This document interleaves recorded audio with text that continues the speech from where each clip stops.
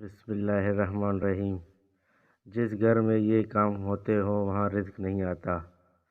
قبلہ شریف کی طرف پاؤں کر کے سونا، بھوک لگنے سے پہلے ہی روٹی کھا لینا، پرندوں کے لیے پانی کا انتظام نہ کرنا، قبلہ طرف منہ کر کے پیشاب کر دینا، کڑوا سرما آنکھوں میں لگانے کی عادت، بار بار کانوں میں انگلیاں ڈالنا، رات کو ننگے برتنوں کو رکھنا، گھر میں سانپ کو دیکھ کر زندہ چھوڑنا، گدھے کی آواز سن کر استغفار نہ کرنا، گھر میں پرندوں کو قید کر کے رکھنا۔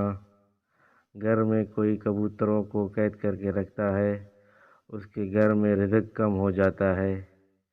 جس گھر میں مکڑی کے جالوں کو صاف نہیں کرتا اس کے گھر میں بھی رزق نہیں آتا۔